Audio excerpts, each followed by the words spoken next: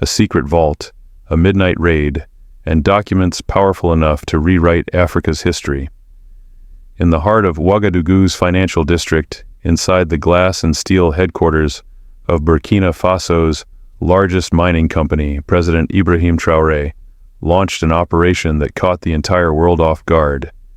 His special security forces surrounded the building, and what they uncovered behind a hidden wall left even the most seasoned observers speechless. Inside a 2-ton Swiss-made safe, sealed away from the public eye for decades, lay thousands of documents. They didn't just expose corruption, they revealed a 50-year-long system of extraction, manipulation, and betrayal. Over $8.7 billion in undeclared gold, secret deals with intelligence agencies, bribes to top politicians, and hidden maps of rare earth and uranium deposits smuggled abroad. And the most painful truth of all, Burkina Faso is rich in resources, but its people remain poor. Why? This video isn't just about one company, it's about the ongoing reality of modern-day colonialism, where multinational corporations extract wealth from Africa, while local communities are left behind. So what exactly was found in the vault? Who orchestrated this transcontinental scheme? And is this the beginning of a new African awakening? If you believe the world needs to hear this story, share this video now. Leave a comment who should really benefit from Africa's resources. Stay with us. What you're about to discover may change how you see the world forever. It began just before dawn, May 10th. Ouagadougou was silent, still wrapped in darkness. But inside the presidential palace, a classified operation had been greenlit hours earlier. Dozens of unmarked vehicles rolled through the capital's empty streets, headlights off, radios silent. At exactly 03:40 a.m., President Ibrahim Traoré's elite security unit and the country's Economic Crimes Division surrounded the headquarters of Mineral X. No warning, no press, no leaks. The mission had one objective: uncover the truth hidden inside the most protected room in Burkina Faso.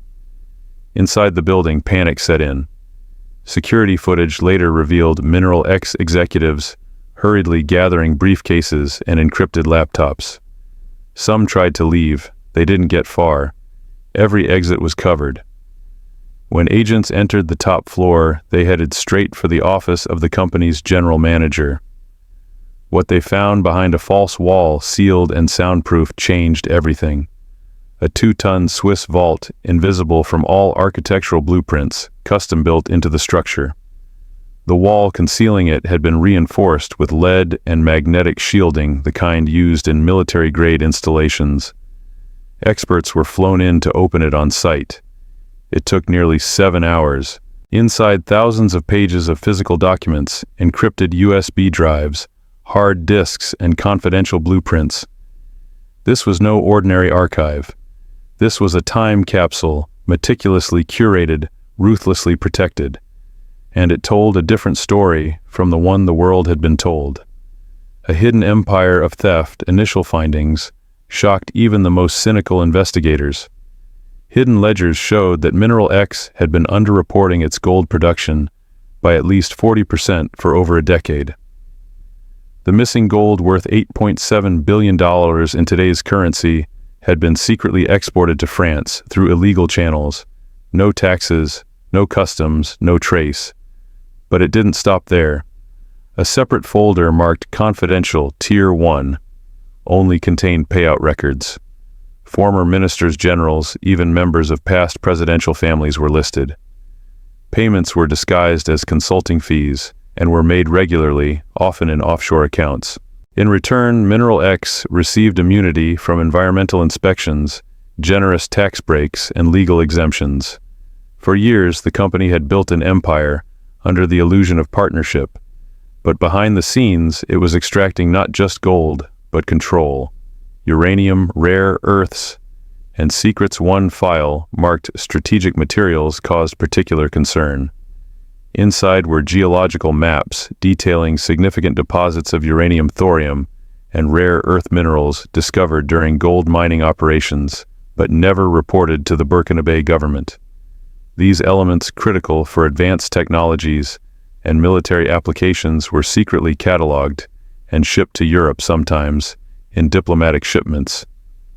The documents confirmed direct cooperation with French intelligence and unnamed operatives from British and American agencies. The goal to counter China's growing influence in Africa by controlling the flow of strategic minerals. Burkina Faso, like many of its neighbors, had been sitting on a fortune, but it was never allowed to know.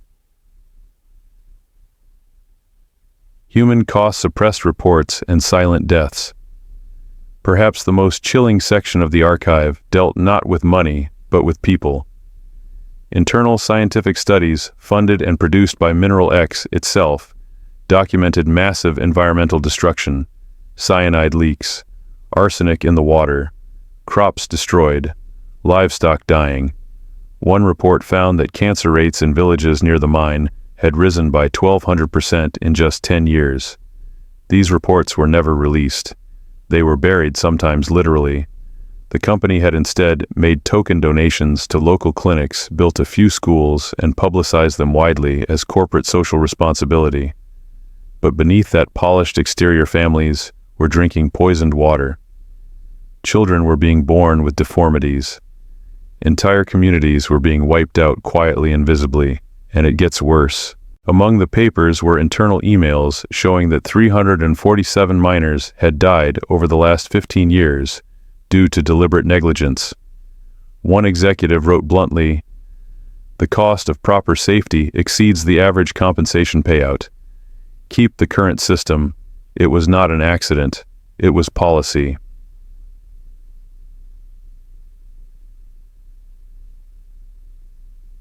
This wasn't just business, it was engineering. Traoré's investigators quickly understood this wasn't just corporate corruption, it was a post-colonial engineering project. The documents showed how Mineral X had influenced elections, funded media outlets, paid off civil society leaders, and blacklisted or threatened journalists who spoke out. They even operated a secret crisis management unit that coordinated online disinformation campaigns and covert intimidation. One line from an internal memo summed it up: control the narrative, control the continent. But now the narrative was slipping from their hands. Mayi. You want justice? Start with the truth. In the next part of this story, we'll reveal how the world reacted and how one African country dared to stand up. The moment news broke about the vault and its contents, the world didn't just listen, it trembled. In the hours following the government's announcement, Ouagadougou erupted. Thousands of citizens poured into the streets, not in protest but in celebration. They waved flags, chanted Traoré's name, and carried signs that read, "No more looting. Africa for Africans." In the mining regions, the reactions were even more emotional. For communities that had lived in the shadow of the mine, suffering in silence for decades, this moment felt like a long overdue reckoning. Grandmothers wept, miners hugged each other, children who had lost parents to accidents finally saw the truth acknowledged. Justice had finally knocked on the vault door. Yostisaki Yai, Burkina Faso strikes back. President Traoré didn't stop at exposure. In a televised address watched across Africa, he declared, "Our land is rich, but our people are poor. That ends now. There is no true independence without economic independence."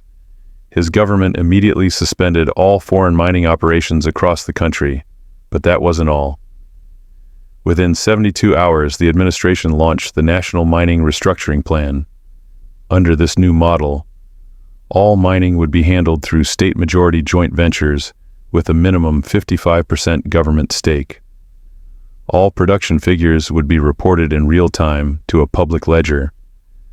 A social development fund would be created using a portion of mining profits to build infrastructure fund schools and supply clean water in mining regions.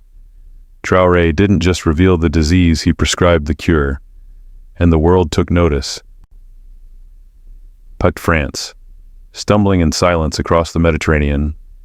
Panic spread inside the Élysée Palace. French officials issued carefully worded statements calling for independent verification and respect for due process. But behind closed doors, crisis meetings were held hourly.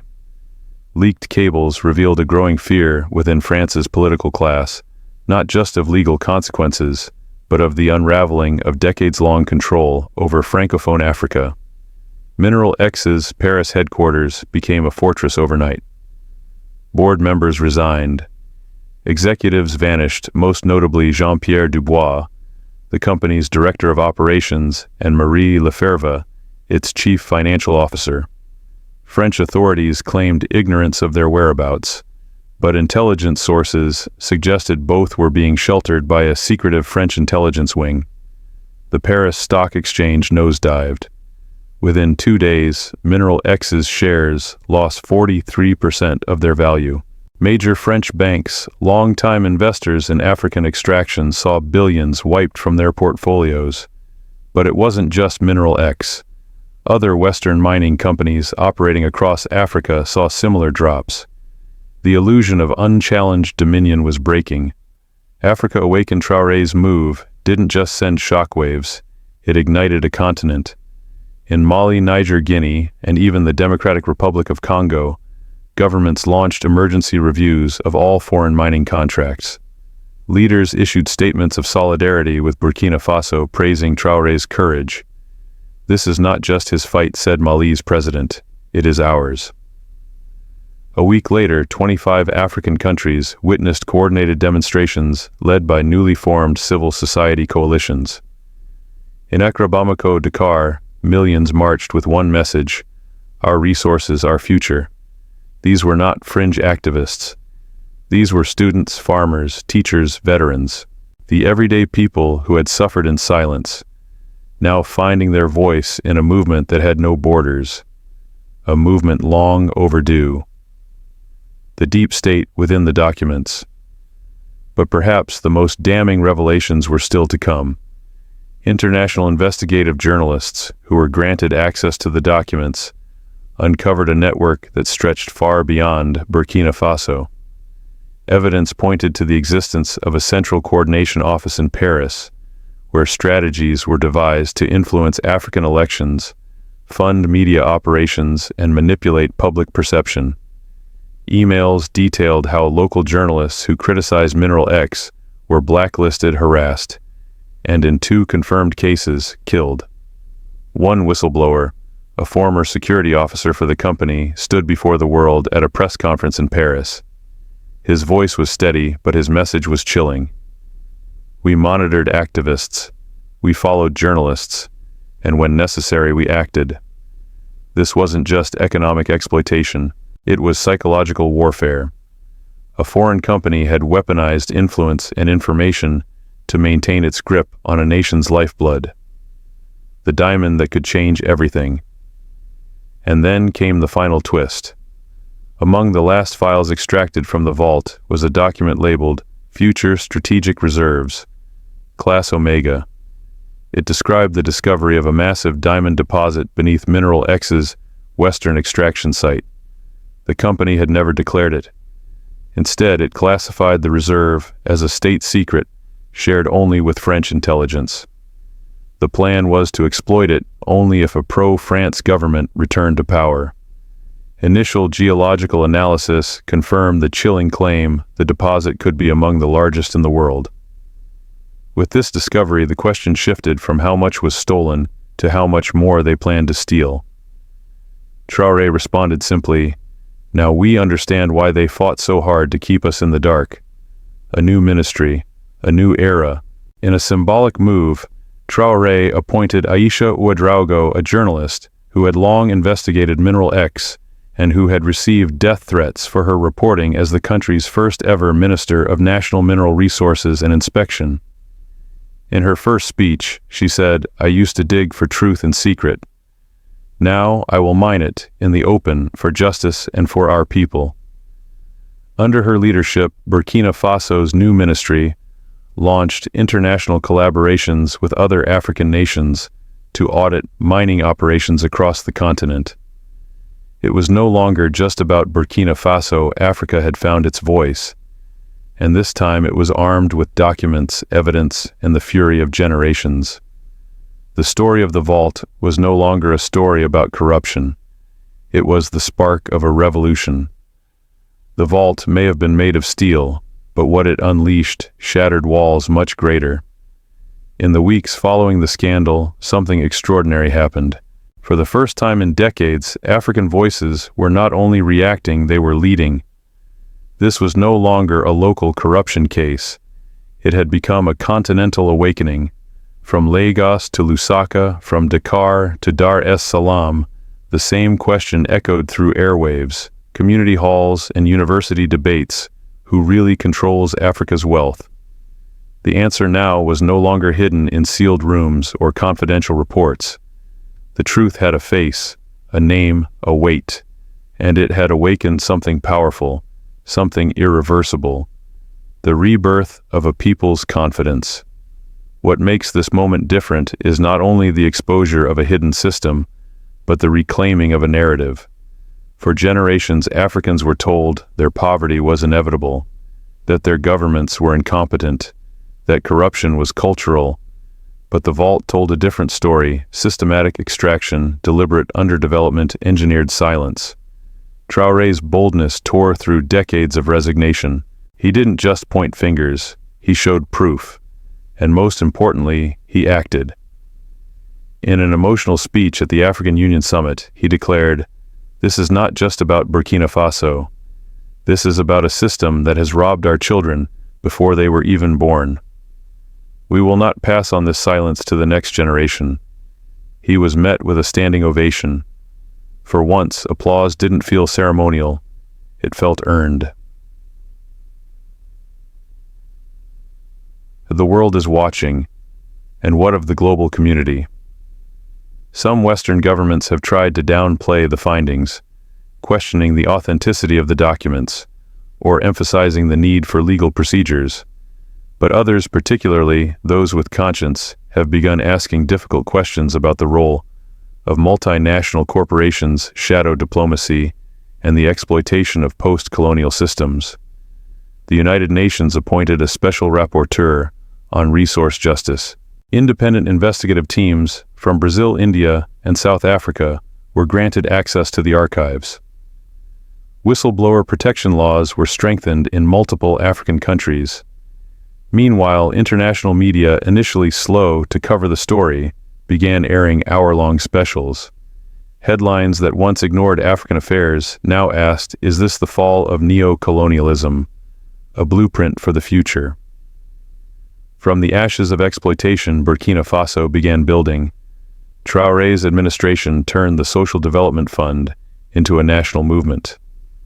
For the first time, schools were being built from actual mining profits. Clinics were opening in towns, once dismissed as sacrifice zones. Roads that connected only extraction sites now reached the homes of the workers.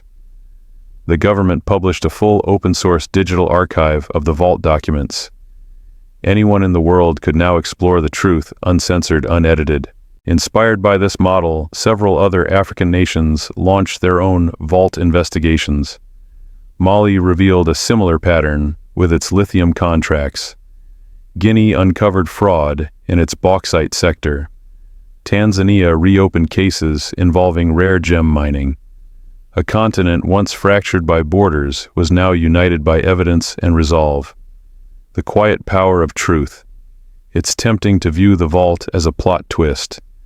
But in truth, it was the climax of a story Africans had been whispering for decades. The only difference now, the whispers became undeniable. The greatest power of the vault wasn't its contents, it was the reality it forced the world to confront. That modern colonialism didn't end. It simply changed form. It stopped wearing uniforms and started wearing suits. It stopped speaking in conquest and began speaking in contracts. But as the people of Burkina Faso proved, truth, once revealed, cannot be reburied. What can you do? This isn't just a story to be watched, it's a call. Share this video. Not just because it's shocking, but because someone needs to know they're not alone in their fight. Talk about this. At home, at work, on social media. Normalize conversations about global exploitation. Support journalists and whistleblowers. They risk everything to bring us these truths. Stand with Africa, not as charity, but as justice what happens next. Traore knows the road ahead will not be easy. International lawsuits are mounting. Powerful interests are regrouping. Propaganda is already being spun. But something irreversible has begun. The children growing up in Burkina Faso today will not inherit silence. They will inherit a nation that stood up, that opened the vault, that said enough. And the world, if it dares to listen, might just begin to write a new chapter too. Because the question is no longer, will change come? The question now is, who will stand in its way? Final message to the world. To those watching from afar, know this story is not over. It is only just beginning. This is the story of how truth was hidden in steel, and how steel could not contain a people's will. This is the story of Burkina Faso, but tomorrow it could be yours. As an African, I grew up hearing tales of independence of flags, raised of colonial rulers departing and of nations finally reclaiming their destiny. But beneath those triumphant narratives lingered an uncomfortable truth. Political independence did not guarantee economic liberation. For decades, our continent has lived under the illusion of sovereignty, while its lifeblood, its natural resources, was quietly siphoned off by foreign interests, cloaked in the language of partnership and development. The discovery of the secret vault in Burkina Faso shattered that illusion. What President Ibrahim Traoré and his team unearthed was not just a collection of documents, it was the DNA of a neo-colonial machine, 8.7 billion in unreported gold maps of rare earth and uranium deposits, smuggled to Europe, internal reports of poisoned villages, suppressed cancer studies, bribes disguised as consulting fees. These were not the byproducts of isolated corruption. They were the architecture of a deliberate system. As an African, this story hurt. It enraged me. But above all, it opened my eyes. Because this was not just about Burkina Faso. It was a mirror for all of us. The most painful revelation was not the theft itself, but the silence that allowed it. For 50 years, our people drank poisoned water, tilled toxic soil, and buried miners who died in accidents that were in fact engineered. We watched schools remain unfunded, roads unfinished, and clinics understaffed, while billions vanished into offshore accounts and European bank vaults. We blamed ourselves. We blamed our leaders. But the truth lay hidden in a soundproof vault behind a fake wall, sealed away from the people to whom it belonged. President Traoré did not just expose corruption, he broke a spell. The documents revealed how multinational corporations did not merely exploit natural resources, they engineered political outcomes, manipulated the media, and funded entire propaganda networks. It was psychological warfare masquerading as business. And in that moment, many of us understood for the first time that our underdevelopment was not natural, it was manufactured. This truth sparked something we had long buried: dignity. Across the continent, citizens began asking new questions. Who benefits from our resources? Who signs these contracts? Who silences dissent? And most importantly, what will we do now that we know? For decades, Africa's narrative was told by outsiders.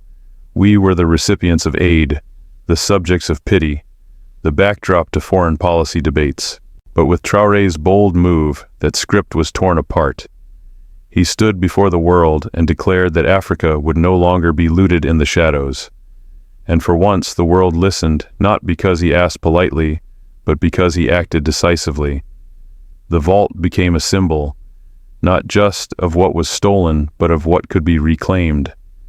From Mali to Guinea, from Senegal to South Africa, people poured into the streets, not in protest, but in celebration. They held signs that read, "Our resources, our future."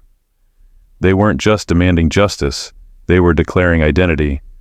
As Africans, we often speak of Pan-Africanism as a dream deferred. But what Traoré's discovery did was make that dream tangible. Evidence united us. Not theory, not ideology, facts. And from facts came fury, from fury came focus. The creation of a Ministry of National Mineral Resources, led by a once silenced journalist, was more than symbolic. It was a recalibration of power from the boardrooms of Europe to the dusty roads of Ouagadougou. For the first time, policy was being written by those who had suffered the consequences of its absence. This story also reminded us that the fight for justice does not end at exposure. It begins there. Traore understood that naming the disease was not enough. He had to prescribe a cure. By nationalizing mining operations, demanding real-time reporting, and investing profits in health and education, Burkina Faso became not just a whistleblower, but a blueprint. The world's reaction was telling. Some Western governments called for due process. Others panicked. French executives disappeared. Markets crashed. Why? Because a truth revealed in Burkina Faso threatened systems far beyond its borders. It exposed the soft underbelly of empire, the belief that Africa would never question the terms of its own suffering. But we are questioning now, and what we've found is not just injustice, but our own agency. This, to me, is the real lesson of the vault. Truth is the most powerful weapon in the hands of the oppressed, not because it changes things instantly, but because it makes denial impossible. The documents could not be unseen. The maps could not be reburied. The deaths could not be written off. We now know. And knowledge demands action. In university classrooms, village meetings, radio debates, and social media posts, a new Africa is speaking not in whispers, but in declarations. No more looting, Africa for Africans. These are not slogans. They are the sound of a people remembering who they are. There will be backlash, lawsuits, sanctions, smear campaigns. But the door has been opened, and once opened it cannot be closed. Children born today in Burkina Faso will inherit more than a history of exploitation. They will inherit the moment their country stood up and said, enough. That matters. That shapes identity. That redefines possibility. For too long, Africa has been treated as a resource, not a region, as a commodity, not a community. But the lesson of the vault is that no continent is powerless if its people are informed, united, and unafraid. I do not know what tomorrow holds, but I know that something irreversible has begun. This is not just the story of Burkina Faso. It is the story of Africa's awakening. And I, for one, will never see my continent the same way again. I am African, not just by birth, but by blood, by soil, and by the weight of a legacy handed down through centuries, glorious, wounded, betrayed, and resilient. I have grown up hearing stories of empires like Mali and Songhai, of ancestors who forged gold into wisdom, who traded across deserts long before the West found its compass. And yet I have also lived through another story, the quieter one, the stolen one. It is the story of silence. For decades our lands were exploited in broad daylight, yet we were told we were poor because we were lazy. Our leaders were called corrupt, our institutions fragile, our continent underdeveloped. We believed these things. Some of us still do, but the day President Ibrahim Traoré opened that steel vault in Ouagadougou, a new truth emerged. And for the first time in a generation we saw clearly. That vault contained more than documents. It held our stolen history. As an African, I remember crying the first time I read what was inside. $8.7 billion in undeclared gold. Secret mining maps of uranium and rare earths smuggled out of the continent. Bribes paid to local elites. Entire communities poisoned villages, silenced children, born deformed, just so a few could profit. It wasn't incompetence. It wasn't bad luck. It was a system. A machine designed to extract not just resources, but our dignity. And it operated in silence. The most painful part, many of us didn't know, or if we did, we couldn't prove it. We saw the foreign trucks come and go. We saw the helicopters above the mines. We watched our rivers turn black and our leaders grow richer. But when we asked questions, we were told, "You don't understand economics." Or worse, this is development. But what kind of development buries cancer reports? What kind of partnership leaves Africa rich in gold, but poor in hospitals? The truth is, we were not partners, we were targets. And that vault finally showed us the receipts. What President Traore did was more than an investigation. It was an act of war against lies. He dared to name the system for what it was: modern colonialism. No more contracts written in Paris. No more fake corporate responsibility campaigns. No more blood money sent through offshore accounts. He said enough, and Africa listened. I saw people in Mali, Guinea, Niger take to the streets not with weapons, but with their voices. I saw students in Dakar and farmers in Kisangani chant the same words: our land, our wealth, our right.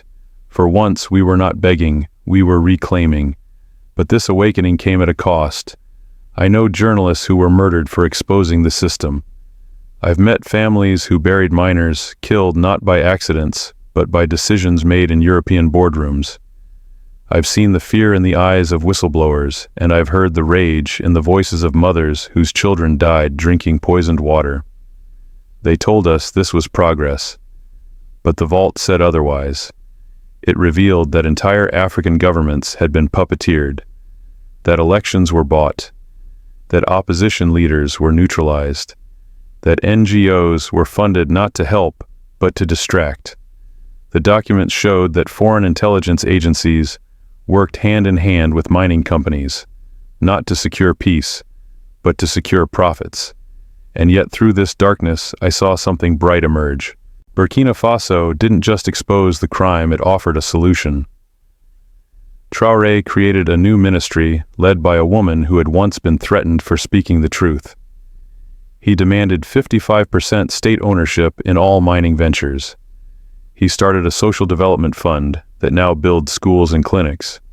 For the first time, mining profits weren't going to France or Switzerland, they were buying textbooks and vaccines in Bobo Dioulasso. This is what leadership looks like. But I also learned that leadership is lonely. Western media first ignored the story, then they questioned the documents, then they called Traore a populist. But what they didn't understand is that we Africans are no longer waiting for validation. We don't need CNN or the BBC to tell us what justice looks like. We saw it with our own eyes. We lived it with our own pain. This story is no longer just about Burkina Faso. It's about every African country that has been told its suffering is natural. It's about every child who has been taught to aspire to Europe while his village has no school. It's about every grandmother who watched foreign trucks carry gold through her land while her roof leaked rain. It's about us. I write this not as a historian, but as a witness. I was there when the people flooded the streets of Ouagadougou, not in protest but in celebration. I saw miners hug each other with tears in their eyes. I saw a woman place flowers outside the Ministry of Justice with a note that read, "My son died in that mine. Thank you for telling the truth. The truth is our weapon now. And once revealed, it cannot be unlearned. I know there are those who will try to bury this again. They will bribe, intimidate, discredit. They will say it's all conspiracy. But I also know this Africa is not the same anymore. We are awake, and we are watching. As a son of this continent, I believe this moment is sacred, not because it is perfect, but because it is real, because it finally gives voice to what we've always felt but could never prove. Because for once the world trembled, not at our weakness, but at our truth. So what is the lesson? It is this: our poverty was engineered, our silence was bought, but our dignity was only sleeping. And now it is awake. The vault was made of steel, but steel could not contain our story. This is the beginning, not the end, of Africa's second liberation. And this time it will not be stolen. And once revealed, it cannot be unlearned. I know there are those who will try to bury this again. They will bribe, intimidate, discredit. They will say it's all conspiracy. But I also know this Africa is not the same anymore. We are awake, and we are watching. As a son of this continent, I believe this moment is sacred, not because it is perfect, but because it is real. Because it finally gives voice to what we've always felt but could never prove. Because for once the world trembled, not at our weakness, but at our truth. So what is the lesson? It is this: our poverty was engineered, our silence was bought, but our dignity was only sleeping. And now it is awake. The vault was made of steel, but steel could not contain our story. This is the beginning, not the end, of Africa's second liberation, and this time it will not be stolen.